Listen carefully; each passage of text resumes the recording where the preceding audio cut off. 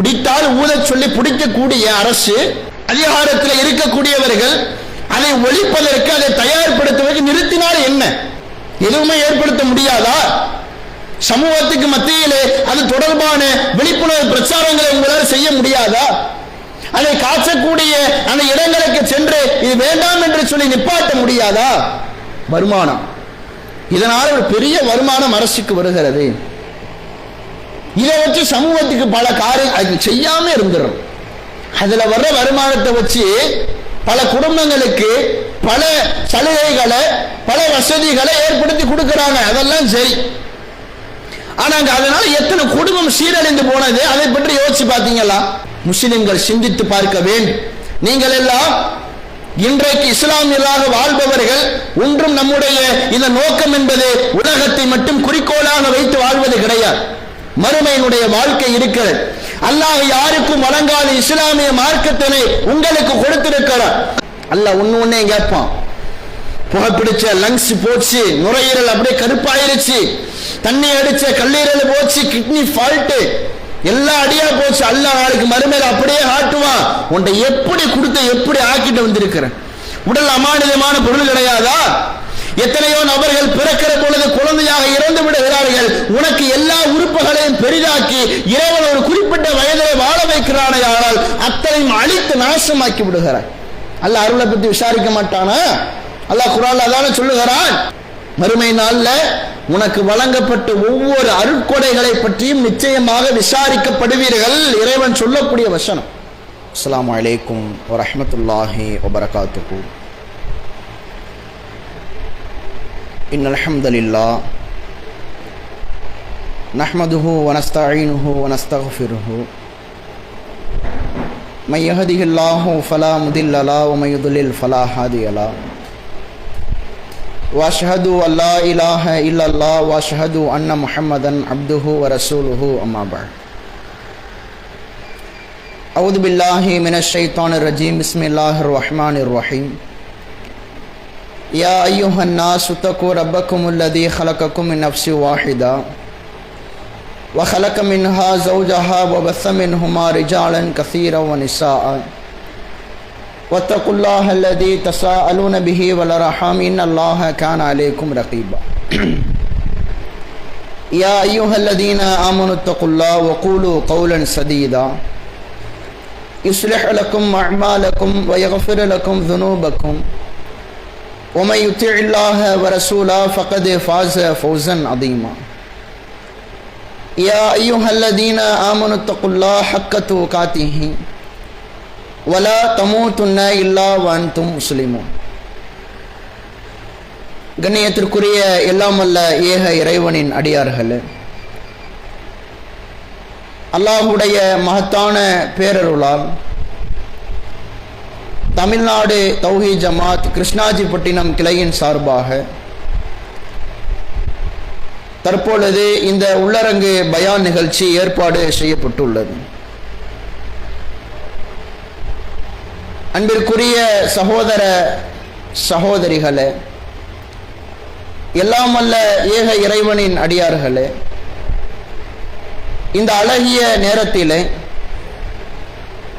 நாட்டையும் வீட்டையும் நாசமாக்கும் மது என்ற தலைப்பு தேர்வு செய்யப்பட்டு உள்ளது. பொதுவாகவே இஸ்லாமிய மார்க்கத்தை பொறுத்தவரைக்கும்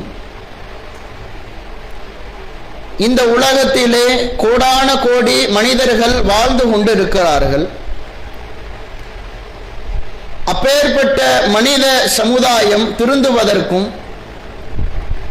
அதே போன்று சரியான அடிப்படையிலே நேர் வழியிலே பயணிப்பதற்கும் பல்வேறு வகையிலான அறிவுரைகளை என்ன செய்கிறது? இஸ்லாமிய மார்க்கம் என்பது நமக்கு அறிவுறுத்தக்கூடிய நிலைகளை பார்க்கிறோம். அப்படிப்பட்ட பல அறிவுரைகள் நிறைந்திருக்கிற, பல்கி பெருகி இருக்கக்கூடிய அப்பேற்பட்ட இஸ்லாத்தில் தான் என்ன செய்கிறோம்? நாமெல்லாம் அல்லாஹ்வுடைய மாபெரும் கிருபையினால் இன்றைக்கு முஸ்லிம்கள் என்று சொல்லி வாழ்ந்து கொண்டிருக்கிறோம். அப்ப அப்படியான பல நல்ல அறிவுரைகள் நிறைந்த இஸ்லாத்திலே வாழுகிற நாம் நம்முடைய வாழ்க்கை முறையிலே என்னென்ன குறைபாடுகள் அமைந்திருக்கிறது என்பதையெல்லாம் பரிசோதனை செய்வதற்கு நாம் கடமைப்பட்டிருக்கிறோம். என்ன குறைபாடு?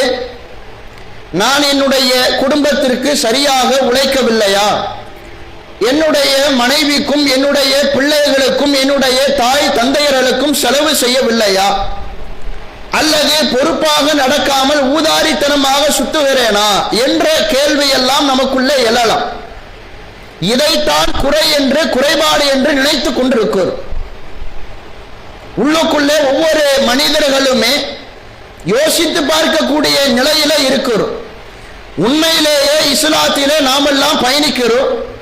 இந்த ஊரிலே, இந்த சமுதாயத்துக்கு மத்தியிலே முஸ்லிம்கள் என்று சொல்லி நம்மை நாம் அடையாளப்படுத்திக் கொண்டு இத்தனை வருட காலங்கள் வாழ்ந்து கொண்டிருக்கிறோம். இப்பேற்பட்ட இந்த காலகட்டங்களிலே உண்மையிலேயே இஸ்லாமிய மார்க்கம் என்ன சொல்லுகிறதோ அந்த அடிப்படையில் என்னுடைய வாழ்க்கையினை செயல்முறைப்படுத்தி இருக்கிறேனா? இஸ்லாம் என்னென்ன காரியங்களை விட்டெல்லாம் தடுத்து விட்டு ஒழித்திருக்கிறதோ அப்படிப்பட்ட ஒழிக்கப்பட்ட காரியங்களை, ஹராமாக்கப்பட்ட நிகழ்வுகளை விட்டும் நான் விலகி இருக்கிறேனா? அதிலே முஸ்லிம் சமுதாயத்தவர்கள், குறிப்பாக ஆண்கள் எப்படியெல்லாம் இருக்கிறோம் என்பதை யோசித்து பார்க்க கடமைப்பட்டிருக்கிறோம். என இஸ்லாத்தை பொறுத்த வரைக்குமே சுயநலத்தோடு வாழக்கூடிய பக்குவத்தை இஸ்லாம் சொல்லல. அதோடு சேர்த்து பொது நலத்தை பேணணும், பிறருக்கு உதவி செய்ய வேண்டும், பிறருடைய மான விஷயத்திலேயோ பிறருடைய கண்ணிய ரீதியாகவோ பிறருடைய மனதை காயப்படுத்துவதோ பிறரை அடிப்பதோ துன்புறுத்துவதோ எந்த விதமான காரியங்களிலேயும் என்ன செய்யக்கூடாது? ஒரு முஸ்லிம், ஒரு இறை நம்பிக்கையாளன் அப்படிப்பட்ட நிகழ்வுகளிலே ஈடுபடக்கூடாது. அவனுடைய வாழ்க்கையிலே அந்த காரியங்கள் அமையக்கூடாது என்று சொல்லி இஸ்லாம் என்ன செய்கிறது? அழுத்தம் திருத்தமாக நமக்கு சொல்லக்கூடிய அம்சத்தை பார்க்கும்.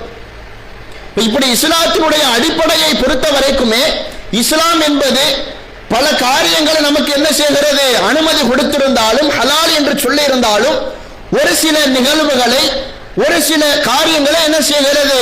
உலக மக்கள் அனைவருக்குமே தடுக்கத்தான் செய்கிறது.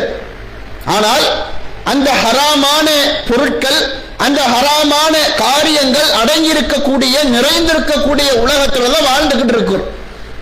என்ன காரியத்தை குறிப்பிட்டு சொல்லுகிறோம்? பல காரியங்கள் ஹராமாக்கப்பட்டிருக்கு இஸ்லாத்துல.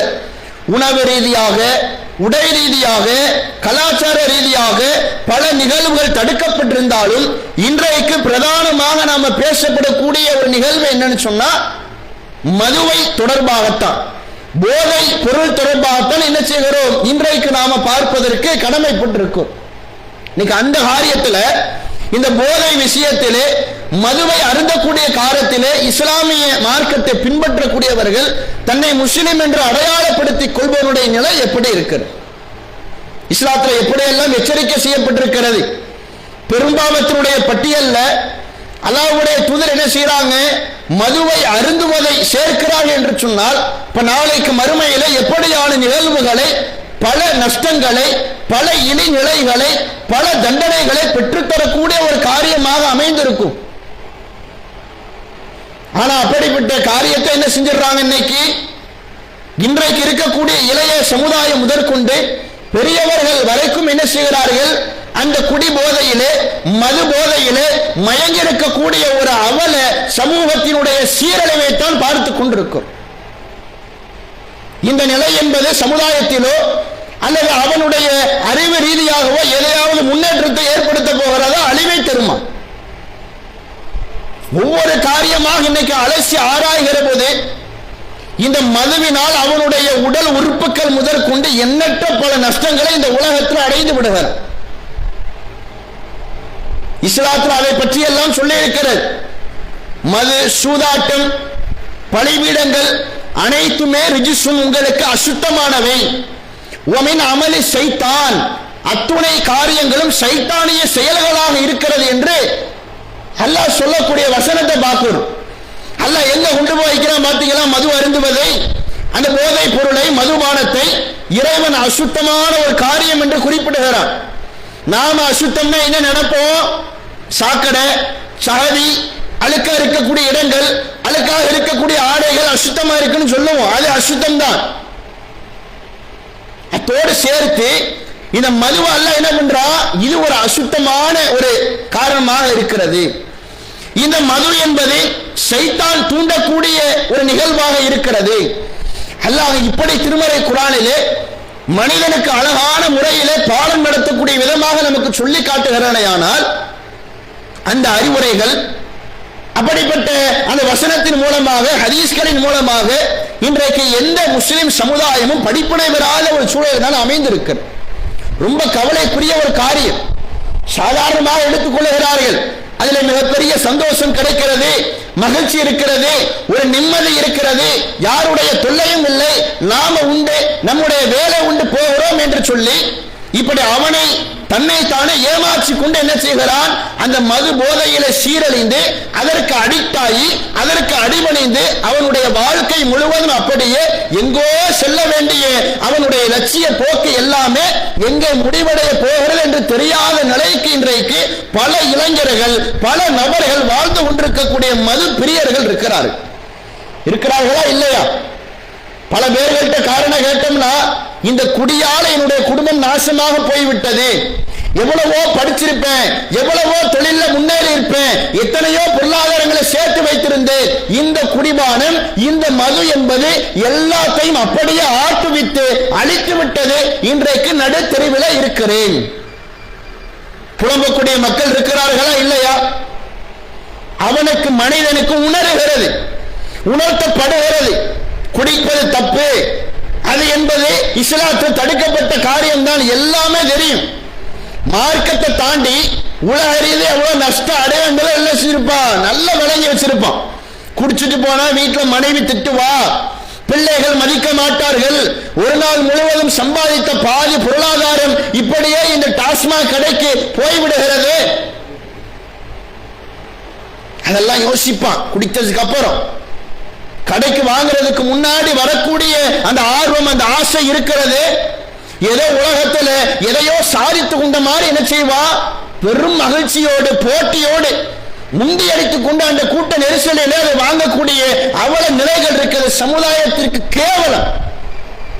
படிப்புக்கு போட்டி போடு, கல்விக்கு போட்டி போடு, நன்மைகளை செய்வதிலே போட்டி போடு, பள்ளிவாசலிலே வீட்டிலே ஒழுங்கை செய்துவிட்டு இங்கே வந்து தொழுவதற்கு போட்டி போடு. அதில் அவனுடைய ஆர்வத்தையும் அவனுடைய போட்டியையும் காட்டாமல் கேவலம் இந்த மதுவிலே மூழ்கி கொண்டு அதை வாங்குவதற்கும் அதை குடிப்பதற்கும் அதிலே கொஞ்ச நேரம் மப்புல திரியறதுக்கும் என்ன செய்யறா, அவ்வளவு போட்டியோடும் செயல்படக்கூடிய ஒரு அவல சூழலை பார்க்கும். இதனால எவ்வளவு பாதிப்பு ஏற்படும் தெரியுமா? ஒவ்வொன்றாக சொல்லலாம். இளைஞர்கள் முதல் கொண்டு ஆரம்பிக்கலாமே. ஏன்னா இன்னைக்கு இருக்கக்கூடிய இந்த 2020 அப்புறம் உள்ள காலகட்டங்கள்ல இளைஞர்களுக்கு மத்தியிலே இந்த மது போதையினுடைய பழக்க வழக்கங்கள் என்பது பரவலாக அதிகமாக பரவி இருக்கக்கூடிய சூழலை பார்க்கும். பல வகைகளில் கொண்டு வந்துட்டான். போதை எப்படி ஏற்றணும், பீடி சிகரெட் குடிச்சா பயந்து வீட்டுக்கு பள்ளிக்கூடங்கள்ல கல்லூரி காலங்கள்ல வீட்டினுடைய முக்கிலே இருந்து கொண்டு அல்லது யாருக்கும் தெரியாமல் எங்கோ ஒளிந்து கொண்டு அடிக்க ஆரம்பித்தவன் அதனுடைய துவக்கமாக அடுத்தடுத்த நிலைக்கு செல்ல வேண்டும் என்று சொல்லி தன்னுடைய மனசுக்கு தன்னுடைய மூளைக்கு எது போதை ஏற்படுத்தும் ஒவ்வொன்றா தேடி அலைகிறான். பல பழக்க வழக்கங்களை ஏற்படுத்துகிறான். கெட்ட நண்பர்களோடு சேருகிறான். யாரெல்லாம் மதுவை குடிப்பார்களோ, யாரெல்லாம் கஞ்சாவை பயன்படுத்துவார்களோ, யாரெல்லாம் அபியை பயன்படுத்துவார்களோ, இன்னும் என்னென்ன வகையிலெல்லாம் போதையை நாம் உட்கொள்ள முடியுமோ, அதை நம்முடைய உடலில் ஏற்ற முடியுமோ, அந்த காரியங்களுக்கு தகுந்தவாறான நபர்களை தேர்ந்தெடுத்து அவனோடு பயணிக்கக்கூடிய சூழலை பார்க்கும். இதுல ஆரம்பிக்கிற நிலை என்னவாகுதுன்னு சொன்னா,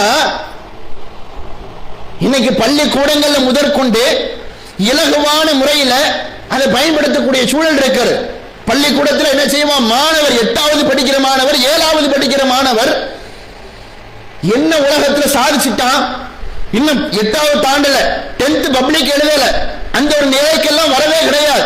இன்னும் எவ்வளவோ சாதிக்க வேண்டிய நிலை இருக்கிறது. கல்லூரிக்கு போகணும், அதுக்கப்புறம் பெரிய பெரிய ஜாபுக்கு போகணும், நிறைய சம்பாதிக்கணும், குடும்பத்தை பார்க்கணும், நிறைய நிகழ்வு உலக ரீதியாக இருக்கிறது. இன்னும் எல்லாத்தையும் சாதித்து விட்டதை போன்று என்ன செய்கிறான், இன்னைக்கு அந்த சிறிய மாணவர்கள் உட்பட பள்ளிக்கூடத்தில் ஆசிரியர் பாடம் நடத்துகிற பொழுது அந்த உதட்டுக்கு அருகாமையிலே கூலி போய்க்கக்கூடிய சூழலை பார்க்கும். கண்கள் அப்படியே சிவப்பு கலர்ல ஏதோ தூக்கத்திலே மிதப்பதை போன்று அவங்களுடைய நிலை இருக்கும். இங்க டீச்சர் பாடம் நடத்திக்கிட்டு இருப்பாங்க, சார் பாடம் நடத்துவாரு, என்ன நடத்துறோம் என்று சொல்லி எந்திரிச்சு கேட்டோம்னா தூக்க கலக்கத்துல எந்திரிச்சு உட்கார்ந்த மாதிரி என்ன செய்வான், எந்திரிச்சு நிற்பான்.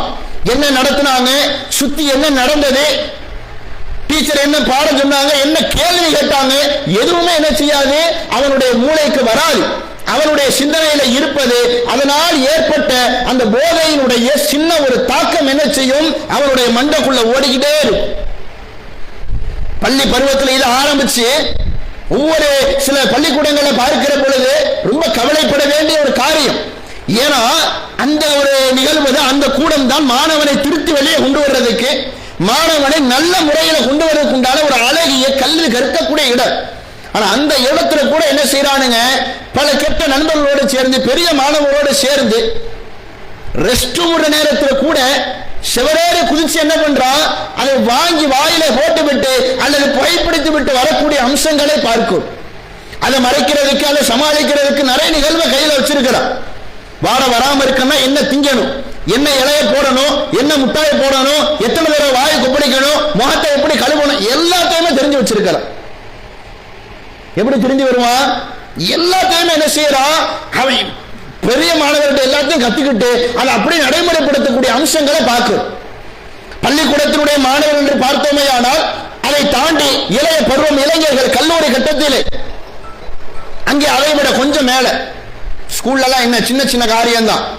காலேஜுக்கு போனா கையில நிறைய காசு வரும். வாப்பா மாசத்துக்கு 1000 ரூபாய் கொடுத்துருவாரு, மாசத்துக்கு 2000 ரூபாய். அவருடைய செல்வத்துக்கு தகுந்தவாறு என்ன செய்வாங்க, ஃபீஸ் கட்டணும், அரியர் கட்டணும், hostel fees, mess fees, exam fees எல்லாம் என்ன செய்வா, பொய்ய புரட்ட சொல்லி வாப்பாட்ட காசு வாங்குவான்.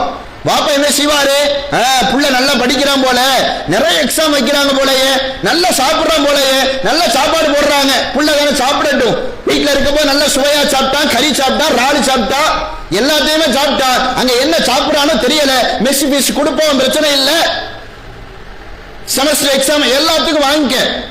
இங்க வாப்பா இப்படி ஏமாளித்தனமா கொடுத்துக்கிட்டு உட்கார்ந்து இருப்பார். ஆனா அங்க அவனுடைய நிலைகளை பார்க்கிற பொழுது, கல்லூரினா சும்மாவா, அதுவும் ஹாஸ்டல்ல தங்கி படிக்கிற பொழுது உள்ளுக்குள்ள ரூமுக்குள்ளே அவ்வளவு அழிச்சாட்டியம் நடக்கிறது. கல்லூரி கட்டங்கள்ல அங்க இருந்து கொண்டு பல வகைகள்ல என்ன செய்யற போதை பொருளை பயன்படுத்தக்கூடிய அம்சங்கள் எங்க இருந்து வருது, யார் சப்ளை பண்றா, இந்த ஏரியாவுக்கு யார் இருப்பா, எங்க மறைஞ்சிருந்து வாங்க நமக்கு என்ன பொருள் கிடைக்கும், யார்கிட்ட ரேட்டு கம்மியா இருக்கும், யார்கிட்ட வாங்கின நம்மளை மாட்டி விட மாட்டாங்க, அதுக்கு ஒரு குரூப் இருக்கும், அவனுக்கு ஒரு கமிஷனை கொடு, அந்த பொருள் நமக்கு வந்து சேர்ந்துரும். அதுல அடிக்ட் ஆகிறவன் என்ன ஆவான்னு சொன்னா, அது கிடைக்கலாட்டி கிறுக்கு பிடிச்ச மாதிரி பைத்தியம் பிடிச்ச மாதிரி தெரியக்கூடிய அம்சம். கல்லூரிக்கு போய் நடக்கக்கூடிய நிகழ்வு இருக்கிறது, வெளியே வந்து பயன்படுத்தக்கூடிய அம்சம், அங்கே ஏற்பட்ட பழக்கம் என்பது ஊருக்கு வருகிற பொழுதும் அதுல பல கட்டங்களில் பரவி என்ன செய்கிறது, பல மோசமான விளைவுகளை இன்றைக்கு உலகத்திலே ஏற்படுத்தக்கூடிய நிலைகளை பார்க்கும். குடிக்கிறவனை பாருங்களேன், இளைஞர்களை பீடி இருக்கிற முதற்கொண்டு கூலிப்பு, கஞ்சா, மது, சரக்கு, கள்ளச்சாரம் எல்லாம் குடிக்கிறவனை பாருங்க, ஒட்டம்பே இருக்காது. அவனை இப்படி நிப்பாட்டி நெஞ்சில ஒரு அடி அடிச்சுன்னு வைங்கள, 2 பல்ட் அடிச்சு பின்னாடி கீழே போய் விழுந்துருவோம். அந்த மாதிரி அவனுடைய உடம்பு சூழல்லாம் இருக்கு. போட்டிருக்கிற சட்டையை பார்த்தீங்கன்னா உள்ள 3 பேர் என்ன செய்யலாம், உள்ள போய் ஒளிஞ்சுக்கிட்டு அந்த சட்டையை அணிஞ்சுக்கலாம், அந்த மாதிரி இருக்கும். முடிவெட்டெல்லாம் பார்த்தீங்கன்னா பயங்கரமா இருக்கும். வாயை பார்த்தீங்கன்னா பக்கத்துல பேச வைக்க சகிக்காது. அவனுடைய பல்லுடைய கரைகள்லாம் பார்த்தீங்கன்னா இது பல்லா இல்ல வேற எதுவுமான்னு கேட்கக்கூடிய நிலைக்கு வந்துடும். எல்லாத்துக்கும் காரணம் அடிப்படையை அமைஞ்சது என்ன, அந்த போதை பொருளை பயன்படுத்துவதனால. மதுவை மட்டும் சொல்லல, இன்னைக்கு அது மட்டும்தான் உலகத்துல இருக்குன்னு சொன்னா அதை நம்புற சூழல்ல மக்கள் கிடையாது. அதை தாண்டி என்னென்னமோ வந்துருச்சு. அப்படிப்பட்ட சூழல் நிறைந்த உலகத்தில் வாழ்றோம். அந்த இளைஞர்கள் பயன்படுத்திக் கொண்டிருக்கிறார்கள். அந்த நிலை கடைசியில் எப்படி கொண்டு போய் விடுகிறது தெரியுமா? பல சம்பவங்களை பார்க்கலாம். ஒரு சில செய்திகளை சொல்லுகிற பொழுது குடும்ப ரீதியா என்ன பண்றான், பாப்பா அம்மாட்ட காசு பிடுங்கக்கூடிய சூழல். ஒரு கட்டத்தில் பொய் சொல்லி ஏமாத்தி வாங்கிட்டு போனா பயன்படுத்தினா, இன்னைக்கு அதுக்கு அடிமையானவன் ஒரு நாள் குடிக்காட்டியானோ என்ன செய்யக்கூடிய நிலைக்கு போயிடறான்னு சொன்னா உமாவை அடிச்சு வாங்கக்கூடிய சூழல். வாப்பாவை ரொம்ப கடுமையான முறையில சாடி திட்டி வீட்டுல சண்டை போட்டு குடும்பத்தை நாரடித்து நடுத்தரவு கொண்டு வந்து காசு வாங்கக்கூடிய அம்சம். எவ்வளவோ போட்டு பார்த்துட்டா, முட்டி மோதி பார்த்தாச்சு, உமா தரல, வாப்பா தரல. உமா வாப்பாவை என்ன பண்ணிட்டாங்க, தருதலை எப்படியே போய் தோறா செத்தா சரி விட்டுட்டாங்கன்னு வைங்களேன். இங்க மைண்ட் செட் என்னவாகும், நம்ம நல்லா படிக்க செய்யணுமே, சமுதாயத்தில் முன்னேற்றத்துக்கு வரணுமே, அதிகாரத்துக்கு வரணுமே, சமூக மக்களை திருத்தணுமே, நாமளும் நல்பேர் எடுக்கணுமே, அந்த ஆசை இல்லாமல் அதை அப்படியே மண்ணோடு மண்ணாக புதைத்து விட்டு இன்னைக்கு அந்த பொருளை வாங்குவதற்கு, போதை பொருளை பயன்படுத்துவதற்கு 200 ரூபாய் காசு தேவை. ஏதாவது வேலை கிடைக்குமா? ஏதாச்சும் மூட்டை தூக்கினா 150 ரூபாய் கொடுப்பானா? அதை வாங்கி பையில போட்டு வச்சுப்போம். சாயங்காலம் 4 மணி ஆயிடுச்சு, இன்னும் 2 மணி நேரம் இருக்குதா, அதுக்கு ஏதாவது வேலையை பார்ப்போம். ஒரு 50 ரூபாய் கிடைக்குதா, அதையும் பாக்கெட்ல போட்டுக்கிட்டு நேரம் அதை கொடுக்கக்கூடிய சூழல் இருக்கிறது. அப்படியே என்ன செய்து விடுகிறார், வீட்டில் மறுபடியும் கதவை தட்டி அங்கே போகக்கூடிய சூழல். இந்த நிலைக்கு கொண்டு போனதுக்கான காரணம் என்னன்னு சொன்னா, இவன்கிட்ட இருக்கக்கூடிய இந்த அடி பழக்கம், இந்த ஒரு அதற்கு அடிக்டாகி அதுக்கு அடிமையாகி போனது என்னவாகிறது, எவ்வளவு சேர்த்தாலும் பரவாயில்ல, நமக்கு இன்னைக்கு நமக்கு காசு கிடைக்கிறதா, என்ன வேலை பார்த்தாலும் அது மூலமா நமக்கு இதை வாங்க முடியும்னா அதை செஞ்சுட்டு போயிடுவான்னு சொல்லி அப்படி போகக்கூடிய ஒரு சில ரகங்கள் இருக்கிறார்கள் இளைஞர் பருவத்தில். இப்படி பல வகையில் என்ன பண்றான்னு சொன்னா, அதை அருந்துவதற்கு, அதை பிடிப்பதற்கு பல நிகழ்வுகள்ல முயற்சிகளை என்ன செய்யறான், குதித்து அதை செயல்படுத்தக்கூடிய நிலைகளை பார்க்கும். இதனுடைய விளைவாக பார்க்கிற பொழுது என்னவாகுதுன்னா, சமீபத்தில் நடந்த ஒரு சம்பவம் தான். சென்னைக்கு அருகாமையில் 4-5 இளைஞர்கள் அங்கே படிக்கக்கூடியவர்கள் தான், கார்ல என்ன பண்றாங்க, எங்கேயோ ஒரு இடத்துக்கு போயிட்டு வர்றாங்க. டிரைவ் பண்றவன் முதற்கொண்டு பக்கத்தில் உட்கார்ந்து பின்னாடி உட்கார எல்லா நண்பர்களுமே பயங்கரமான போதை.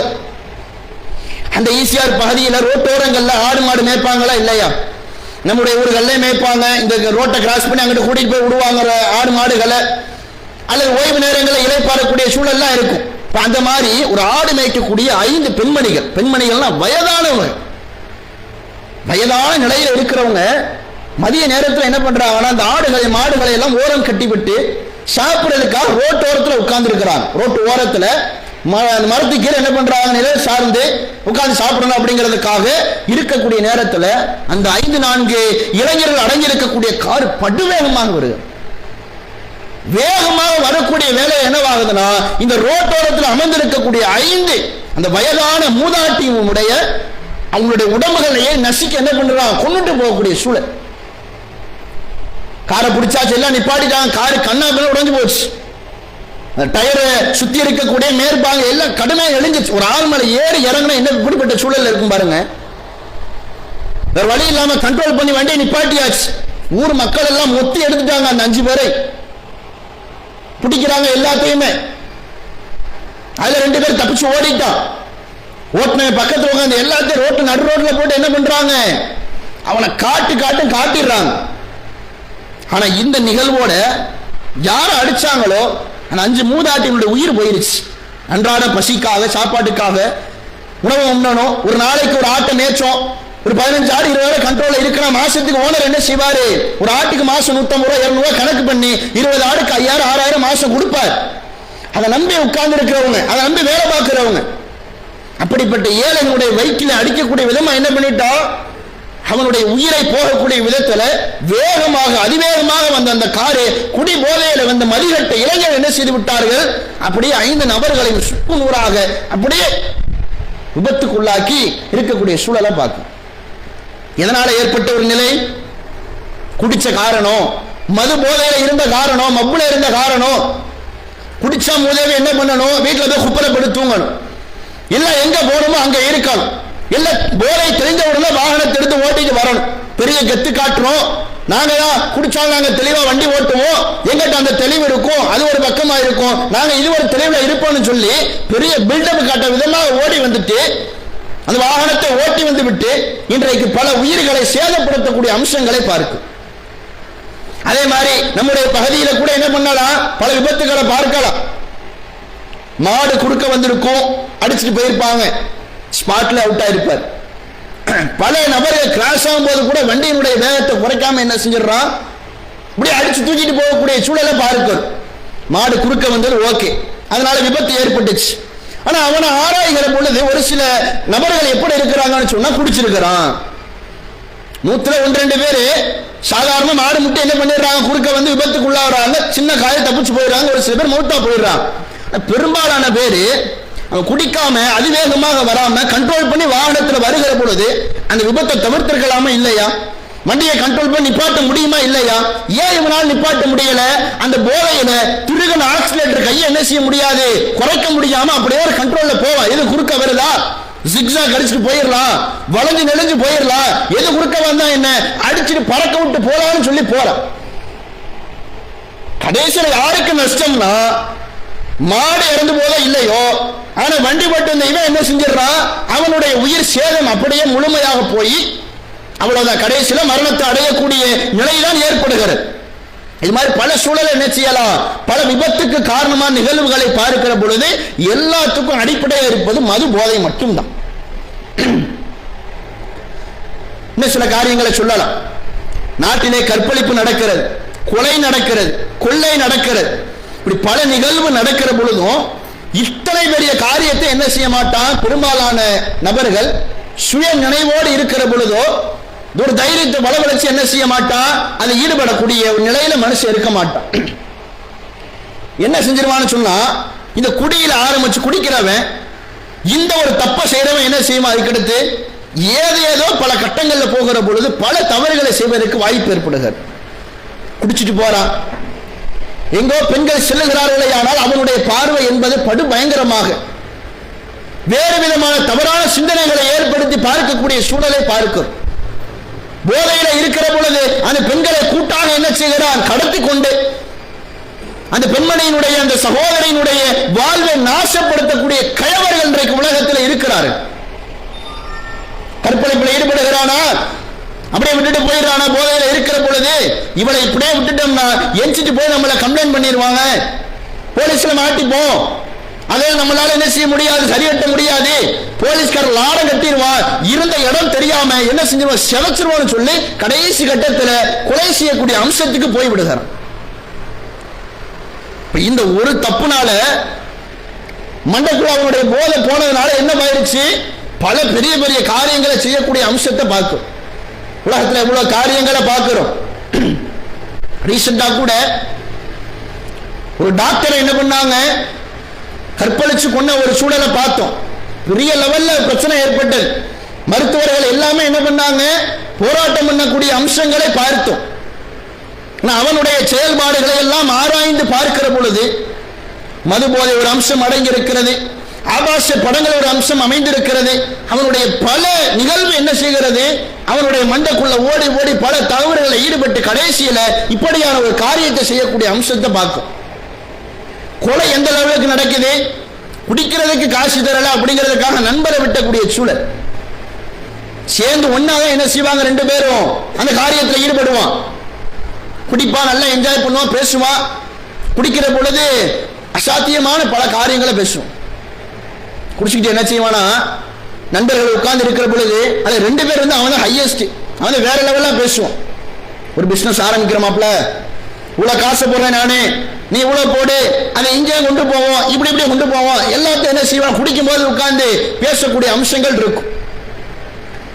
ஆனா எல்லாம் போதை தெரிஞ்ச உடனேயே மறுநாள் கேட்கிற பொழுது என்னடா அப்படி பேசுனீங்க, ஒன்னு முடிவெடுத்தோமே சொல்லி ரொம்ப போதை இல்லாத ஒருத்தர் கேட்கிற பொழுது என்ன பேசணும், தொழிலை பத்தி பேசணுமோ, அப்படியே பேசணும், முடிவெடுத்தோமா, நான் 1 லட்சம் போறேன்னு சொன்னானா, ஏன்ட்ட இங்க 100 ரூபாய் பாக்கெட்ல இல்லாம இருக்குது, நான் எப்படி அப்படி சொல்லியிருப்பேன். இப்படி எல்லாம் பேசக்கூடிய சூழல். இதையெல்லாம் தாண்டி என்னவாகுது, குடிக்கும் போது நல்ல நட்போடு பழகக்கூடியவன் அவனிடத்துல காசு அதிகமாக இருக்கிற பொழுது ஆகா இதை வச்சு குடிக்கலாமே, இன்னும் நண்பர்கிட்ட கேட்பான், டே இன்னைக்கு ஒரு நாள் நீ வாங்கி கொடு, நான் என்ன பண்றேன், உனக்கு நாளைக்கு வாங்கி தரேன், உனக்கு நிறைய செலவு பண்றேன், எல்லாத்தையும் நான் பார்த்துக்கிறேன், இப்படி எல்லாம் பேசி பார்ப்பான். வாங்கி தர மாட்டான் ஆப்போசிட் நண்பர். உடனே அந்த கோபத்தை என்ன செஞ்சிருவான், இப்ப நமக்கு இன்னும் சரக்கு பத்தல, இன்னும் போதை இன்னும் வேணும், நிறைய இன்னும் வாங்க வேண்டும், இப்ப நம்ம பையில காசு கிடையாது, நண்பர்கிட்ட இருக்குன்னு சொல்லி அவனிடத்துல காசை புடுங்கி வாங்கக்கூடிய நிலை இருக்கிறது. கடைசியில பார்த்தோம்னு சொன்னா துட்டை வாங்கினா சும்மா போயிட முடியுமா, அவன்கிட்ட ஏதாவது சண்டை சச்சரவை ஏற்படுத்தணும், பிரச்சனை பண்ணணும், வாக்குவாதத்தில் ஈடுபடணும் அல்லது அடிக்கணும். இதையெல்லாம் தாண்டி கடைசியில கொலை செய்து எங்கோ ஆத்தோரத்தில் வீசக்கூடிய அம்சங்கள் நம்முடைய பகுதியில் நடந்திருக்கிறது. மறுதினத்திலே போலீசார்கள் ஏனைய ஊர் மக்கள் என்ன பண்ணாங்க, அந்த சடலத்தை எடுக்கக்கூடிய அம்சத்தை நாம் கண்கூடாக பார்க்கிறோம். சில மாதங்களுக்கு முன்பாக எங்க கொண்டு போய் விட்டுச்சுன்னு பாத்தீங்களா, அவனுடைய போதையினுடைய அந்த நிலை என்பது இருக்கக்கூடியவன் நண்பர் என்று பார்க்கவில்லை, இத்தனை நாள் பழகியவன் என்று பார்க்கவில்லை. அந்த மது போதை என்பது அவனிடத்திலே காசு இருக்கிறதா, அதை வைத்து என்னால் இந்த சரக்கு வாங்க முடியுமா, நான் குடிக்க முடியுமா, அப்ப அது எனக்கு போதும், அப்ப அந்த காசு எனக்கு வேண்டும் என்று சொல்லி எதிரே இருப்பவன் நண்பனோ தகப்பனாரோ தம்பியோ உறவினரோ யாரா இருந்தாலும் பரவாயில்லை என்று சொல்லி மதியட்டு அவனுடைய மதியை அழைத்து அப்படியே என்ன செய்கிறது, மழுங்கடித்து அவனை கொலை செய்யக்கூடிய நிலைக்கு கொண்டு போகக்கூடிய நிலையை பார்க்கும். எவ்வளவு பெரிய நஷ்டம் பார்த்தீங்களா. இதனால அவனுடைய உயிரும் போயிருச்சு. அதுக்கு பின்னாடி அவனுடைய லைஃப் வேற. கொலை பண்ணிட்டா நாட்டில் சும்மா விட்டுருவாங்களா? அரெஸ்ட் பண்ணுவாங்க, காவலாளி வருவாங்க, வீட்டு குடும்பத்துக்கு முன்னாடி வந்து நிற்பாங்க, மனைவி அசிங்கப்படுவா, பிள்ளை அசிங்கப்படும். சமுதாயத்தில் அவனுக்கென்று அந்த குடும்பத்துக்கென்று ஒரு கெட்ட பேரை வரக்கூடிய சூழல் வந்து எவ்வளவு பெரிய பாதிப்பை வீட்டுக்குள்ளே ஏற்படுத்துது பார்த்தீங்களா. இன்னும் தாண்டி நார்மலா நம்ம இளைஞர்களை தாண்டி சரி அவங்க தான் அந்த காரியத்தில் ஈடுபடுறாங்கன்னு பார்த்தோம்னா 60 வயசு இருக்கக்கூடிய கூட என்ன பண்றாங்க, குடிக்கக்கூடிய அம்சம் இருக்கிறது. சிறுவர்கள் முதற்கொண்டு முதியவர்கள் வரைக்குமே அந்த அந்த ஒரு நிலையில போதையிலே மூழ்கி இருக்கக்கூடிய, அதிலேயே நம்முடைய நேரங்களையும் பொருளாதாரங்களையும் செலவு செய்யக்கூடிய அம்சங்களை கண்கூடாக பார்த்து கொண்டேதான் இருக்கும். பல வீடியோவை நீங்க பார்த்திருப்பீங்க, ரீல்ஸ்கள்லயோ பேஸ்புக்ல எல்லாம் பார்த்திருப்பீங்க. யூடியூப்ல கூட என்ன செய்வோம், மொத்தமா எல்லா வீடியோவும் கவர் பண்ணி கலெக்ட் பண்ணி போடக்கூடிய சூழல் இருக்கும். ஒரு ஃபன்னுக்காக போடுவாங்க. என்னென்ன வீடியோ இருக்கும் தெரியுமா? குடிச்சிட்டு எங்க போனோமோ அங்க போவாம குடிச்ச நேரம் வீட்டுக்கு போகணும், வீட்டில் போய் தூங்கணும், கரெக்டா இருக்கணும் அப்படிங்கிற சிந்தனை எதுவுமே இருக்காது. நைட்டு 10 மணிக்கு மேல குடிச்சிட்டு வருவானா, ரோட்ல யாருமே இருக்க மாட்டான், தனக்குத்தானே நிறைய காரியங்களை பேசிக்கிட்டே வரும், ரூஸ் மாதிரி பேசிட்டு வரும். எங்கே பேர் சண்டை நடந்திருக்கும் குடும்பத்துக்குள்ள, அவனை சும்மா விட மாட்டேன், அவன் என்ன ஏமாத்திட்டான், வெட்டாம விடமா, ஏத்தாப்புல இருக்கிற மாதிரியே பேசுவான். உள்ள யாருமே இருக்க மாட்டாங்க, ஆப்போசிட்ல ரோட்ல யாருமே இருக்க மாட்டாங்க. பெரிய வீர சூர மாதிரி என்ன செய்வான், ரொம்ப அப்படியே சண்டை போடக்கூடிய நிலையில திக்கி தள்ளாடி தணறி நடந்து வந்து கொண்டு இருப்பான். சரி அது மட்டும்தான் பார்த்தோம்னு சொன்னா, ஒரு சில பேர் பார்த்தா நீட்டா என்ன செய்வான், வீட்டில் போனா பொண்டாட்டி அடிப்பான், பிள்ளை மதிக்க மாட்டான், தெருமையில தான் படுக்க வைப்பாங்க. ஏன் போனோம், இந்த அருக்கு பஸ் ஸ்டாப்பு, இந்த அருக்கு பஸ் ஸ்டாண்ட் சொல்லி என்ன செய்வான், ஓரத்தில் படுக்கக்கூடிய சூழல்லாம் இருந்துச்சு. இல்ல அதை தாண்டி என்ன செய்வான்னு சொன்னா, நடு ரோடுகள்ல படுத்து கிடப்ப யாராச்சும் போற வர என்ன செய்வாங்க, 4 பேர் திட்டிட்டு போவாங்க, 4 பேர் கண்டுக்காம போவாங்க. இன்னும் அதை தாண்டி உள்ளவங்க என்ன செய்வாங்க, 2 கையை 2 காலை பிடிச்சி அப்படியே தூக்கி ஓரத்தில் போட்டு போயிடுவாங்க. இப்படியான சூழல் தான் ஒரு கட்டத்தில் இருந்துச்சு. இன்னும் அதிசய மனிதர்கள் எப்படி இருக்கிறாங்கன்னு பாத்தீங்கன்னா, ரோட்டோட்ட நாய் படுத்து கிடக்கு, நாயோ மாடோ எதுவும் என்ன செய்யும், படுத்து கிடக்கு. அது கூட சேர்ந்து என்ன செய்வான், போய் அதோட கெட்டி பிடிச்சி படுக்கக்கூடிய சூழலை பார்க்கணும். இன்னும் தாண்டி பல வீடியோ பார்க்கும்போது நாயை என்ன செய்யறான், அது வாய் பக்கத்துல முத்தம் கொடுக்கறான். எந்த இடத்துல கடிச்சிருந்தா யாரு பதில் சொல்லுவா, அது நாய் தானா அப்படிங்கிற ஒரு சிந்தனை ஏற்பட்டுச்சாங்கிறது தெரியல. நாய் தானே என்ன செஞ்சிட போதுன்னு சொல்லி அவங்களுடைய போதை வந்து அப்படியே மழுங்கடிச்சுட்டு அப்படிங்கிறது தெரியல. ஆனாலும் என்ன செஞ்சிடறான், இரவு நேரங்கள்ல அந்த நாயோட சேர்ந்து குடும்பம் நடத்தக்கூடிய சூழலை பார்க்கிறான். அதை நம்மால் என்ன செய்ய எப்படி இருந்துகிட்டு யாரோ வீடியோ எடுத்து பரப்பக்கூடிய அம்சங்கள்லாம் அமைந்திருக்கு. இதெல்லாம் ஒரு புறம் இருக்கிறது. இன்னும் ஒரு சில இடத்துல பார்க்கும்போது என்னன்னு பாத்தீங்கன்னா, போற வர பஸ் எல்லாம் என்ன செய்யறான், மறிச்சு நிப்பாட்டக்கூடிய நிலைகளை பார்க்கும். அத்தனை பேரை ஏற்றிக்கிட்டு அவன் பணிக்கு போறதுக்காக வருவான். இவரங்க 100 ரூபாய்க்கு வாங்கி குடிச்சிட்டு என்ன செய்வாரா, நான் பெரிய வீரன்னு காட்டுறதுக்காக மெயின் ரோட்டில் நின்றுட்டு பஸ் நெஞ்ச நிமித்திட்டு என்ன செய்வான், மறிக்கக்கூடிய நிகழ்வை எல்லாம் வீடியோக்கள்ல பார்க்கும். இதெல்லாம் உண்மைதான், பொய் கிடையாது. போஸ்ட் கம்பியில ஏறுவான், தலைகளை ஏறுவான். என்ன டான்ஸ் மாஸ்டர் எல்லாம் சினிமாக்கள் இருக்கிறாங்களோ அவனை விட பயங்கரமான ஸ்டெப் போடக்கூடிய சூழல் எல்லாம் இருக்கிறது. எல்லா காரியம் நகைச்சுவையாக இருந்தாலுமே இதை மக்கள் சிந்திக்கணும். இவ்வளவு கேவலமான ஒரு மனித படைப்பு, அழகான படைப்பு, கண்ணியமான படைப்பு, சிறந்த படைப்பு அல்லாஹ் சொல்றான். ஆனா இப்படி இருக்கக்கூடிய மனிதர்கள் நாயோடும் மாடோடும் குடும்பம் நடத்திக்கணும். அவருடைய குடிபோதையினால இப்படியான பல இனிநிலையான காரியங்களை ரொம்ப சர்வ சாதாரணமாக செய்கிறானே, இவனெல்லாம் மனுஷ ஜென்மமா என்று கேள்வி கேட்கக்கூடிய சூழல் அமைகிறது. ரொம்ப கவலைக்குரிய ஒரு காரியம். ரோட்டோரங்கள்ல என்ன செய்யறான், அவனுடைய அந்த விளைவு அப்படி ஏற்படுத்துகிறது. இன்னொரு சில கட்டத்தை தாண்டி போகிற பொழுது வீட்டில் பயங்கரமான பிரச்சனை. பெண்கள் ஒரு லெவலுக்கு பொறுப்பாங்க, கண்டிப்பார்கள். சரி குடிச்சிட்டா ஒரு நாள் விட்டுருவாங்க. இன்னும் அதையெல்லாம் தாண்டி தொடர்ச்சியாக செய்கிற பொழுது, ஒரு குடும்பத்தில் குடும்ப தலைவியாக குடும்ப தலைவனாக இருக்கிற பொழுது அதெல்லாம் எவ்வளவு பெரிய இழிநிலையை ஒரு குடும்பத்துக்கு மத்தியில் ஏற்படுத்தும். நாளைக்கு உன்னுடைய பிள்ளை ஸ்கூலுக்கு போகிற பொழுது அந்த பிள்ளையினுடைய நண்பர் உங்க பாப்பா குடிகாரண்டா குடிச்சிட்டு கிடந்தாருன்னு சொன்னா எவ்வளவு நோகம் ஏற்படும் அவருடைய மனசுக்குள்ள. அன்னைக்கு குடிச்சிட்டு கிடந்தாரு, குடிச்சிட்டு சண்டை போட்டாரு, இது எல்லாத்தையும் சொன்னாலும் ஒரு சில குடும்பத்தில் உள்ளவங்க என்ன செய்வாங்கன்னு சொன்னா, என்ன செய்யறது அப்படி ஒரு சில தட்டி கழிச்சிட்டு போயிடுவாங்க. ஒரு சில பேர் பார்த்தீங்கன்னா ஏன் புருஷன் தானே குடிக்கிறான் உனக்குன்னு வந்தது இப்படி எல்லாம் கேட்கக்கூடிய சூழல். குடும்பம் எப்படி உட்படும் இப்படி இருந்தால் இன்னும் என்ன செய்வான், அவனுக்கு சப்போர்ட் பண்ண பண்ண, அவனுக்கு ஆதரவு தெரிவிக்க தெரிவிக்க அதுல மூழ்குவான். நம்ம மனைவி தானே குடிச்சிட்டு போனா என்ன செய்ய போறா, அல்லது யாரு கூட சண்டை போட்டாலும் நம்மளை தூக்கிட்டு போறதுக்காக, நம்மளை கூட்டிட்டு போறதுக்காக, நம்மளை தூங்க வைக்கிறதுக்காக எங்க இருந்தாலும் ஓடி வந்துருவா அப்படிங்கிற சிந்தனை தானே ஏற்படும். கடைசி கட்டத்தில் என்னவாக ஒரு கட்டத்தில் அந்த மனைவியால கொடுக்க முடியாம குடும்பத்தில் பிளவு ஏற்படுகிறது, நிறைய சண்டை சச்சரவுகள் ஏற்படுகிறது. கடைசி கட்டத்தில் பொருளாதாரத்தை சம்பாதிக்க முடியாத சூழல், பிள்ளை ஏதேனும் செலவினங்களை கேட்டால் எரிந்து பேசி விழக்கூடிய நிலை ஏற்படும். ஒரு அளவுக்கு பார்க்கிற பொழுது அந்த ஆணும் என்ன செய்து விடுகிறார், அந்த போதையினுடைய தாக்கத்தினால அடித்து மனைவியை துன்புறுத்தக்கூடிய அம்சம் இருக்கிறது. கடைசி கட்டத்தில் கொலைக்கே போகக்கூடிய சூழல் சமீப காலத்தில் நடைபெற்றது. ஒரு வாரத்துக்கு முன்னாடி கரம்பக்குடி பகுதியில் நடைபெற்ற ஒரு நிகழ்வு. இந்த இளைய பருவத்தில் இருக்கிற பொழுது அந்த போதையின் காரணமாக மனைவியை அடித்து கொலை செய்திருக்கிறார். வாழ வேண்டிய காலம், வாழ வேண்டிய பருவம், அன்போடும் பாச பிணைப்போடும் இருக்க வேண்டிய ஒரு நிலை. பிள்ளைகளை பெற்றெடுத்து நல்ல முறையில் சமுதாயத்துக்கு முன்னேற்றி கொண்டு வந்து எவ்வளவோ லட்சியம் இருக்கிறது. ஆனால் இந்த ஒரு போதை அத்துணை லட்சியத்தையும் அத்துணை இலக்குகளை எல்லாம் அப்படியே தூக்கி எறிந்துவிட்டு இன்றைக்கு அந்த இளைஞர் என்ன செய்கிறார், மனைவியை கொலை செய்துவிட்டு ஜெயில களி கஞ்சி குடிச்சுக்கிட்டு இருக்கான். ஏற்படுதா இல்லையா? பல நிகழ்வுகள்ல டெய்லி நியூஸ் பேப்பர்கள்ல அந்த நிலைகளை பார்க்கிறோமா இல்லையா? அப்படி என்ன செய்யலாம்னா, வீடு தொடர்பாக இந்த மதுவினால அவனுக்கும் ஏற்படக்கூடிய இழப்புகளையும் அதனால் அவனுடைய குடும்பத்தார்கள் சந்திக்கக்கூடிய பல இழப்புகளையும் சொல்லிக்கொண்டே போகார். ஆனா இஸ்லாமிய மார்க்கத்தை பின்பற்றக்கூடிய இந்த தன்னை முஸ்லிம் என்று அங்கீகரிக்கப்படக்கூடியவன், அறிமுகப்படுத்துபவன் தன்னை ஒரு காலத்திலேயும் திருத்துவதற்கு முயற்சி செய்யவே மாட்டேங்கிறார். எவனாவது குடிக்கிறவன்ட்ட போய் இது சரியான கேளுங்க, சரியே சொல்ல மாட்டான், தப்பு தான், என்ன செய்யறது, விட முடியலையே. அதுவும் அவனை கட்டி போட்டு வச்சிருக்கு.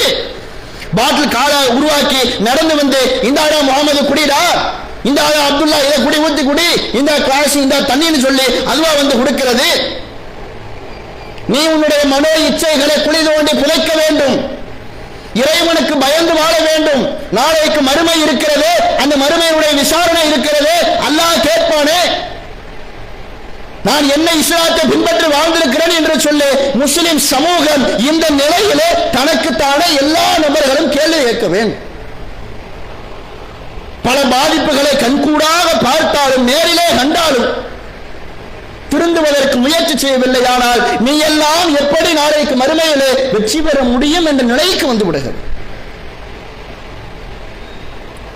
அவன்டே கேட்ப, நாளைக்கு எப்படி அல்லாஹ் பார்க்க போறேன்னு தெரியலையே, நாளைக்கு அல்ல நரகத்தில் எல்லாம் தெரியுது, பின்னையா அந்த காரியத்தை ஈடுபடுற, ஏன் உன்னுடைய உடலை வருத்தக்கூடிய விதமாக அந்த மது போதையிலே மூழ்கி கிடக்கிறாய்? ஆட்டம் ஆடுகிறான், என்னென்ன ஆட்டம் போடுகிறான்.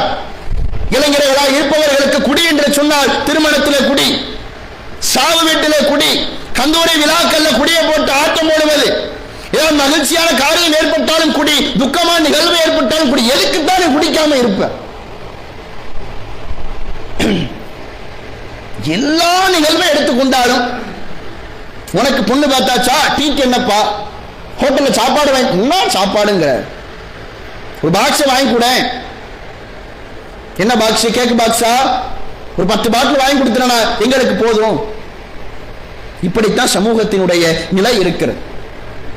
மறுமை பற்றியான பயம் இல்லாத ஒரு சூழல் அமைகிறது குடிகார குடிமக்களுக்கு. இப்படி ஒருபுறம் தன்னை தானே அழைத்துக் கொண்டு சென்றாலும் அரசாங்க ரீதியாக கவர்மெண்ட் என்ன செய்கிறது, அதை இன்னும் இவனுக்கு மத்தியிலே ஊக்குவிக்கக்கூடிய அம்சமாகத்தான் பல காரியங்களை செய்கிறது. என்ன காரியம் இன்னைக்கு வாங்குறான்னு சொன்னா, அவனை வீட்டில் காய்ச்சி குடிக்கிறான், டீ போடுற மாதிரி வெந்நீர் போடுற மாதிரி வீடுகளில் பாத்திரத்தை தயார்படுத்துறானா? கிடையாது. தமிழகத்தில் டாஸ்மாக்னு ஒன்று இருக்கும், அங்கதான் நீங்களாம் வந்து வாங்கணும், அங்க இவ்வளவு நாள் ரேட் நியமனம் பண்ணணும், இவ்வளவு நேரம் கடை இருக்கும், இந்த நல்லா லீவ், எல்லாத்தையும் விளம்பரப்படுத்திடுறோம். போய் வாங்கக்கூடிய சூழல் இருக்கிற. இது என்ன கொடுமைன்னு சொன்னா, காவல்துறை நிப்பாங்க வண்டியை பிடிக்கிறதுக்கு. ஒருத்தர் கையில என்ன செய்யும், குடிக்கிற டெஸ்ட் பண்றதுக்காக அந்த மிஷினை வச்சிருப்பாங்க. மிஷினை வைக்கிற பொழுது வாய் பக்கத்தில் ஊத சொல்லுவான், ஊதுவான், குடிச்சிருக்கான்னு தெரியும். ஏன் குடிச்சிட்டு வந்த, ஏன் குடிச்சிட்டு டிரைவ் பண்ற, நீயும் குடிச்சிருக்க, பின்னாடி உட்காந்து குடிச்சிருக்கிறா, இறங்க வண்டியில ஃபைனை போடு, இதெல்லாம் கரெக்டா கேட்பாங்க. ஆனா அங்க போறதும் அதே வழியில தான் போயிருப்பான், ஆப்போசிட்ல அங்கிட்டு நின்று இருப்பாங்க. அங்கிட்டு டாஸ்மாக் இருக்குன்னு தெரியும், இந்த முக்கில் தான் திரும்புறான்னு தெரியும், அங்க எல்லாம் வர்றான்னு தெரியும்.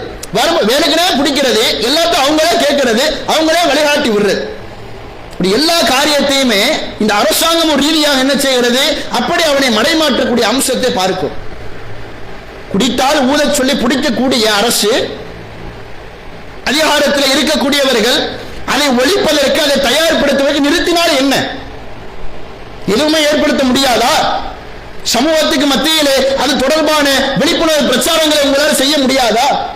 அதை காய்ச்சக்கூடிய அந்த இடங்களுக்கு சென்று இது வேண்டாம் என்று சொல்லி நிப்பாட்ட முடியாதா? வருமானம், இதனால் ஒரு பெரிய வருமானம் அரசுக்கு வருகிறது. இதை வச்சு சமூகத்துக்கு பல காரியம் செய்யாம இருந்துடும். அதுல வர்ற வருமானத்தை வச்சு பல குடும்பங்களுக்கு பல சலுகைகளை, பல வசதிகளை ஏற்படுத்தி கொடுக்கிறாங்க. அதெல்லாம் சரி. ஆனா அதனால எத்தனை குடும்பம் சீரழிந்து போனது, அதை பற்றி யோசிச்சு பார்த்தீங்களா? இன்னும் அண்மையில பல நிகழ்வை பார்த்தோம். கள்ளச்சாராயத்தை குடிச்சு இறந்து போன அந்த நபர்களுக்கு, குடும்பத்தாருக்கு 10 லட்சம் வரைக்கும் என்ன செய்தார்கள், அவர்களுக்காக அந்த வாழ்வாதார உதவியை கொடுத்தார்கள். தியாகம் பண்ணல, சமூகத்தில் பெரிய ஒரு மாற்றத்தை ஏற்படுத்தல, ஏதோ நல்ல காரியத்தை செஞ்சுட்டு வந்து காசு கேட்கல, கள்ளச்சாராயத்தை குடிச்சிட்டு செத்து போயிட்டான்.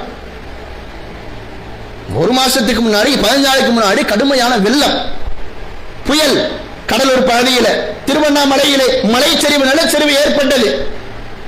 7 நபர்களை ரொம்ப சிரமத்திற்கு மேற்பட்டு மீட்டெடுத்து வெளியே கொண்டு வந்தார்கள். வீட்டை இழந்திருந்தார்கள், உயிரை இழந்து ஒரு சில நபர்கள் இருந்தார்கள், உடல் காயத்தோடு இருந்தார்கள். அந்த குடும்பத்துக்கு தலா 2 லட்சம். எப்படிப்பட்ட நிலைன்னு பாத்தீங்களா? அவங்களுக்கு ஏதாவது ஒரு வகையில் லாபத்தை கொடுத்தோம்னு சொன்னா 10 லட்சம் 20 லட்சம். ஆனா அது கூட அவனுக்கு எந்த விதத்திலையுமே லாபம் தரல. கள்ளத்தனமாக ஒரு குரூப் அதை ஒரு இடத்துல காட்சி, அதுல ஏதோ ஒன்று மிக்ஸ் பண்ணி கொடுத்துட்டான், செத்து போயிட்டான். இந்த நிகழ்வு ஏற்பட்டு இவனுக்கு என்ன செய்கிறான், குடும்பத்துக்கு அதை கொடுக்கக்கூடிய நிலைகளை பார்க்கும். ஆனா உண்மையாக உடலையும் உயிரையும் அத்தியாவசியமான அந்த பொருளையும் வீட்டையும் சொத்தையும் இழந்திருக்கக்கூடிய நபர்களுக்கு எவ்வளவு கேட்டா, உங்களுக்கு இத்தனை ஆயிரம், இத்தனை லட்சம், இவ்வளவுதான். இருக்கா இல்லையா? இதெல்லாம் மனித சமுதாயத்துக்கு, நம்முடைய நாட்டுக்கும் இதெல்லாம் நல்ல ஒரு காரியமா இருக்குமா? யோசித்து பாருங்கள். இன்னும் ஒரு சில நிகழ்வை பார்த்தீங்கன்னு சொன்னா எப்படிப்பட்ட சூழல் வருகிறது, சினிமாக்கள் ரீதியாக அதை அப்படியே பயன்படுத்தக்கூடிய சூழல். ஆனா ஒவ்வொரு சினிமா போடுகிற பொழுதும் என்ன செஞ்சிருவான், மது நாட்டுக்கும் வீட்டுக்கும் கேடு, புகைப்பிடித்தல் புற்றுநோயை உண்டாக்கும், வாகனத்தில் செல்லுகிற பொழுது இருசக்கர வாகனத்தில் போகும்போது என்ன செய்யுங்க, ஹெல்மெட் அணிஞ்சிட்டு, எல்லாம் ரைமிங்கோட வாசகங்களா இருக்கும். ஆனா அந்த காட்சியை கரெக்டா காட்டுவோம். அவன் ஸ்டைலா கிளாஸ் பிடிக்கிறது, ஸ்டைலா விரல வச்சு புகை பிடிக்கிறது, எப்படி புகை விடுறா, ரவுண்ட் ரவுண்டா விடுறானா அல்லது காது வழியை விடுறானா, மூக்கு வழி, எல்லாத்தையுமே என்ன செஞ்சிருவான், சினிமாக்கள்ல பார்க்கிறான், காட்டுறான். அதை பார்க்கக்கூடிய இளைய சமுதாயம் என்ன செய்கிறது, அதே மாதிரி விட வேண்டும் என்று சொல்லி முயற்சி செய்யக்கூடிய அம்சத்தை பார்க்கும். அந்த சினிமாக்கள் ரீதியாக ஒரு சில இளைஞர்கள், ஒரு சில சிறுவர்கள் என்ன செய்கிறார்கள், அதன் மூலமாக ஈர்க்கப்பட்டு அதற்கு அடிபணிந்து செல்லக்கூடிய நிலைகளை பார்க்கும். இப்படி என்னென்ன வகையில் இவன் பல பிரச்சனை ஏற்படுத்துறான்னு சொல்லி பல வகை என்ன செய்யலாம், சொல்லிக்கொண்டே போகான். அத்தனை நிகழ்வு இருக்கட்டும், அரசாங்கமே உங்களுக்கு காட்சி தரட்டும், அவனே விற்பனை செய்யட்டும். முஸ்லிம்கள் சிந்தித்து பார்க்க வேண்டும். நீங்கள் எல்லாம் இன்றைக்கு இஸ்லாமியராக வாழ்பவர்கள் ஒன்றும் நம்முடைய இந்த நோக்கம் என்பது உலகத்தை மட்டும் குறிக்கோளாக வைத்து வாழ்வது கிடையாது. மறுமையினுடைய வாழ்க்கை இருக்கிறது. அல்லாஹ் யாருக்கும் வழங்காத இஸ்லாமிய மார்க்கத்தினை உங்களுக்கு கொடுத்திருக்கிறார். 5 வேளை தொழுகை உனக்கு கடமை, தொழுகைக்கு வா. நோன்பு வைப்பது கடமை, நோன்புவை ஒழுக்கமான முறையில் வாழ வேண்டும் என்று சொல்லி இஸ்லாம் சொல்லுகிறது. ஒழுக்கத்தோடு வாழ், மானத்தோடும் மரியாதையோடும் சுய மரியாதையோடும் இருக்க வேண்டும் என்று சொல்லி மார்க்கம் சொல்லுகிறது. அந்த அடிப்படையை உங்களுடைய வாழ்க்கையை அமைத்துக் கொள்ள வேண்டும். அல்லாஹ் ஒண்ணே கேட்பான், புகைப்பிடிச்ச லங்ஸ் போச்சு, நுரையீரல் அப்படியே கருப்பாயிருச்சு, தண்ணி அடிச்ச கல்லீரல் போச்சு, கிட்னி ஃபால்ட், எல்லா அடியா போச்சு. அல்லாஹ் நாளைக்கு மறுமையில அப்படியே ஆட்டுவான். உன்னை எப்படி கொடுத்து எப்படி ஆக்கிட்டு வந்திருக்கிற? உடல் அமானிதமான பொருள் கிடையாதா? எத்தனையோ நபர்கள் பிறக்கிற பொழுது குழந்தையாக இறந்து விடுகிறார்கள். உனக்கு எல்லா உறுப்புகளையும் பெரிதாக்கி இறைவன் ஒரு குறிப்பிட்ட வயதை வாழ வைக்கிறானே, ஆனால் அத்தனையும் அழித்து நாசமாக்கி விடுகிறார். அல்லாஹ் அருளை பத்தி விசாரிக்க மாட்டானா? அல்லாஹ் குர்ஆன்ல அதானே சொல்லுகிறான். மறுமை நாள்ல உனக்கு வழங்கப்பட்ட ஒவ்வொரு அருட்கொடைகளை பற்றியும் நிச்சயமாக விசாரிக்கப்படுவீர்கள். இறைவன் சொல்லக்கூடிய வசனம். பொருளாதாரம் மட்டும் அருள் கிடையாது. உடல் உறுப்புகள், உன்னுடைய குடும்பம் எல்லாமே என்ன உனக்கு வழங்கப்பட்ட அருள்தான் என்று சொல்லி இஸ்லாம் சொல்லுகிற பொழுது ரொம்ப கவனத்தோடும் ரொம்ப எச்சரிக்கையோடும் தெல்ல தெளிவோடும் இருக்க வேண்டும். இஸ்லாமியர்களே, இளைஞர்களே, ஒரே ஒரு செய்தியை புரிந்து கொள்ளுங்கள். இந்த உலகத்திலே எவ்வளவோ இலக்கு இருக்கிறது, எவ்வளவோ லட்சியங்கள் இருக்கிறது, எவ்வளவோ கல்வி இருக்கிறது, எவ்வளவோ அதிகாரங்கள் இருக்கிறது. அங்கே செல்வதற்கு என்ன செய்யுங்கள்? உங்களுடைய சிந்தனைகளை நீங்கள் அதற்கு தயார்படுத்துங்கள், அதற்காக பயன்படுத்துங்கள்.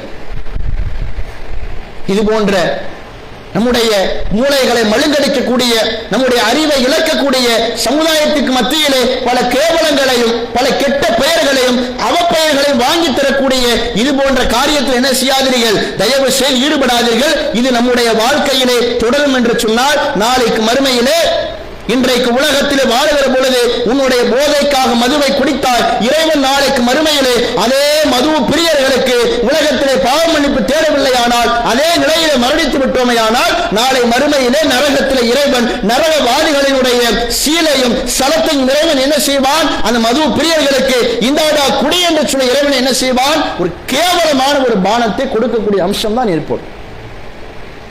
அதெல்லாம் அப்ப பார்த்துக்கலாம். அந்த பொடுபோக்குத்தனம் இருக்க வேண்டாம். அல்லாஹ் எப்பொழுது யாருக்கு உயிரை எடுப்பான் என்று சொல்ல முடியாது. இதே குடி போதையிலே உன்னுடைய உயிர் ஒரு நாள் போகலாம். எல்லாத்தையும் கற்பனை பண்ணு. என்ன நம்ப என்னை பெற்றெடுத்த அம்மா இருக்கிறா, வாப்பா இருக்கிறாங்க, தம்பி இருக்கிறா, அக்கா இருக்கிறா, எல்லாத்தையும் கல்யாணம் பண்ணி வைக்கணும். எனக்கு நாளைக்கு ஒரு வாழ்க்கை இருக்கிறது, நிறைய சம்பாத்தியம் பண்ணணும். நான் சரியான அடிப்படையில் பயணிப்பேன். இது போன்ற கூத்தாடி மாதிரி தெருக்களிலே நான் என்ன செய்ய மாட்டேன்? குடித்துக் கொண்டு கும்மாளம் இருக்க மாட்டேன் என்று சொல்லி எல்லா இஸ்லாமிலும் என்ன செய்ய வேண்டும்? அதை நல்ல முறையில் விளங்கி அந்த மது போதையிலிருந்து விலகி வரக்கூடிய மக்களாக இருக்க வேண்டும். இல்லை என்றால் நாளைக்கு மறுமையிலே பெரும் நஷ்டம்தான், கேவலமான நிலைதான் ஏற்படும் என்பதை நம்முடைய உள்ளத்திலே ஆழமாக பதிய வைத்துக் கொண்டு, இந்த மது போதை என்பது இன்ன பிற போதை பொருட்கள் என்பது உன்னுடைய உடல் முதற்கொண்டு, உன்னுடைய குடும்பம் முதற்கொண்டு, உன்னுடைய வீடு முதற்கொண்டு, உன்னுடைய மானம் முதற்கொண்டு, உன்னுடைய நாடு முதற்கொண்டு எல்லாவற்றுக்கும் என்ன செய்கிறது? கேடு விளைவிக்கக்கூடிய அம்சமாகத்தான் அமைந்திருக்கிறது. அப்படி கேடு விளைவிக்கக்கூடிய அம்சத்தை எந்த ஒரு முஸ்லிமும் எந்த ஒரு முஃமினும் என்ன செய்ய மாட்டார்கள்? செய்ய மாட்டார்கள், செய்யக்கூடாது. அப்ப அதிலே இருந்து முழுமையாக விலகி வந்து இஸ்லாம் உனக்கு எதை அனுமதித்ததோ அதை தாராளமாக உண்ணே, தாராளமாக பருகுங்கள். அப்படிப்பட்ட ஹலாலான காரியங்களை என்ன செய்யுங்கள்? உங்களுடைய வாழ்க்கையிலே இணைத்துக் கொள்ளுங்கள். அல்லாஹ் ரப்பல் ஆலமீன் இப்படியான இந்த கேடுகட்ட இந்த மது போதையை விட்டும் நம்முடைய முஸ்லிம் சமுதாயத்தவர்களையும் இன்ன பிற நபர்களையும் இந்த உலகத்திலிருந்து அல்லாஹ் காப்பாற்றி நல்ல வழியிலே நல்ல சிந்தனையோடு பயணிக்கக்கூடிய ஒரு நன்மக்களாக அல்லாஹ் உங்களையும் என்னையும் ஆக்கி அருள் புரிவானாக என்று கூறி இந்த உரையை நிறைவு செய்கிறேன். வாஹிர் தவானா அனில் ஹம்துலில்லாஹி ரப்பில் ஆலமீன். அஸ்ஸலாமு அலைக்கும்.